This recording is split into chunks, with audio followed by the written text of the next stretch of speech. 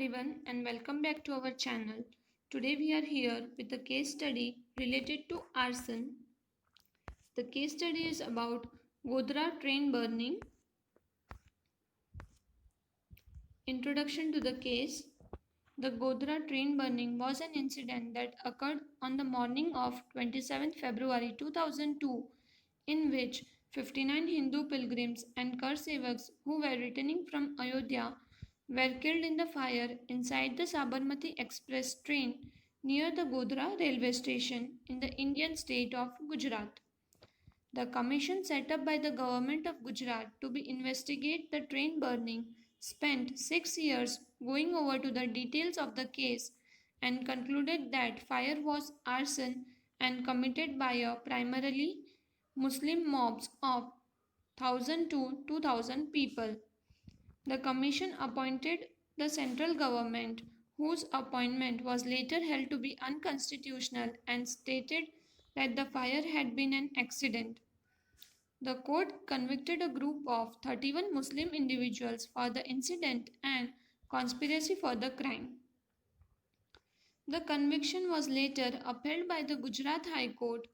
The cause of fire have yet to be proven conclusively.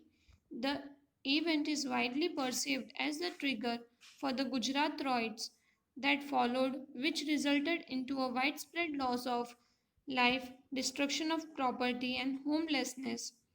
Estimates of casualties range from the official figures of 790 Muslims and 254 Hindus to upwards of the 2000 casualties.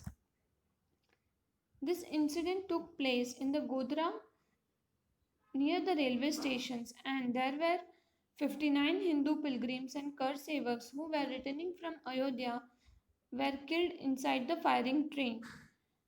The commission appointed the central government, but their constitutional was proved to be with the wrong intentions and illegal.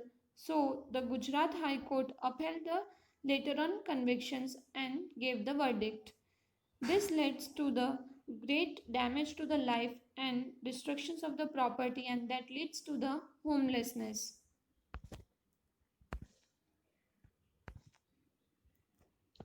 Forensic Science Laboratory report in the following case was a study conducted by the Gujarat Forensic Science Laboratory report states that fire was due to the inflammable liquid emptied by the attackers into the coach.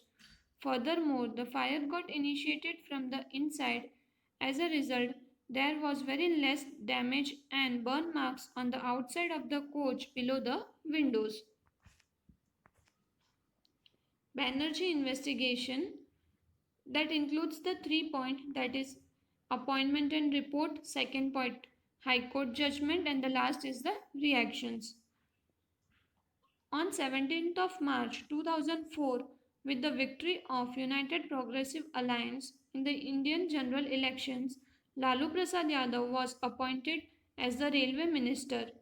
In September 2004, that is 2.5 years after the train burning, Yadav appointed former Supreme Court Justice Umesh Chandra Banerjee to investigate the incident. After a few months, that is in January 2004, Banerjee presented his interim report which tentatively ascribed the fire was an accidental fire after ruling out other theories. He cited forensic reports stating that injuries on the victims were only compatible with the internal fire. The report was also critical of the railways holding the evidence relevant to the cases. So, in appointment and report, after the Indian general elections, Lalu Prasad Yadav was appointed as the railway minister, and he appointed former Supreme Court Justice Umesh Chandra Banerjee for the investigation in the Godhra burning train. And his investigation led to the result of that the fire was accidental fire and the injuries to the victims were due to the internal fire only. In the High Court judgment, Banerjee's findings were challenged in the Gujarat High Court by Neelkant Tulsidas Bhatia, who was injured in the incident. In October 2006, The court quashed the conclusions of the Banerjee and ruled that investigation was unconstitutional, illegal, and null and void, declared it as a colorable exercise of power with malefied intentions, and its argument of accidental fire opposed the prima facie accepted facts on record. The High Court also directed that report should not be tabled in the Parliament. In the High Court judgment, Banerjee's report was stated as unconstitutional and illegal and with a wrongful intentions, and his report was also not to be tabled in the Parliament. Reactions: the BJP, which was then in opposition in the Union Parliament, dismissed the report as an attempt to gain advantage in the Bihar elections, which were to be held soon. It welcomed the High Court judgment, said that it was a setback for the Congress. Lalu Prasad Yadav, then the Minister for Railways, cited the report as a proof that Narendra Modi government has organized the riots that followed and called it as an exposure of the BJP. Prevention of the Terrorism Act and trial. So the fire was set by the Muslims individual. So there was a point of prevention of the Terrorism Act which was included in this case. On 3rd March 2002, the Prevention of Terrorism Ordinance was invoked against all the accused, which was later suspended due to the pressure from the central government. On 9th of March 2002, police added criminal conspiracy to the charges. In May 2003, the first charge sheet was filed against 54 accused, but they were not charged under the Prevention of Terrorism Act, become an act as it is cleared by the Parliament. In February 2003, the Prevention of Terrorism Act was re-invoked against all the accused after the BJP retained control of the Gujarat legislature in 2002 assembly elections. In November 2003, the Supreme Court of India put a stay on the trial. In 2004, Prevention of Terrorism Act was repealed after the United Progressive Alliance came to the power, prompting it to the review in the invocation of the Prevention of Terrorism Act against the accused. In May 2005, the Prevention of Terrorism Act Review Commission decided not to charge the accused under the Prevention of Terrorism Act. More than 100 people were arrested in the relation to this incident. The court was set up inside the Sabarmati jail where almost all the accused were confined. The hearing began in May 2009. Additional Session Judge P.R. Patel was designated to hear the case. Gujarat High Court verdict.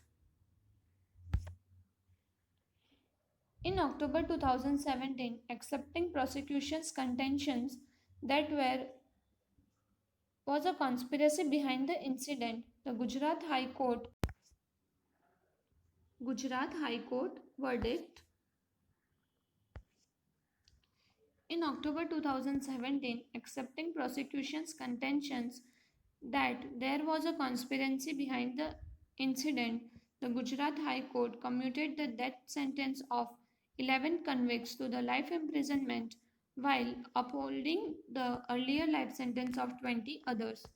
Thus, all the 31 accused who were convicted earlier in the 2011 by the Special Investigating Team court were given the life imprisonment, while 63 others who were acquitted in the 2011 by trial court were re-acquitted by the High Court, including the alleged mastermind. The court asked the state government and railways to pay 10 lakh compensation to the families of each of the 59 victims. Reaction of the SIT investigations. BJP spokesperson Shehnawaz Hussain stated the theory propagated by the central government and some other NGOs has been proven wrong. Law Minister Virappa Mouli said that it was a premature to comment and that the court will take their own course. R.K. Raghavan, who was the head of the special investigating team, said he was satisfied with the court's verdict. BJP spokesperson Ravi Shankar Prasad said that verdict has exposed the nefarious design of the UPA government which tried to cover up the entire episodes. Thank you for watching the video, and for more such case studies subscribe our channel Forensic Mart and press the bell icon to get notification of each and every upcoming case studies in the Forensic Mart.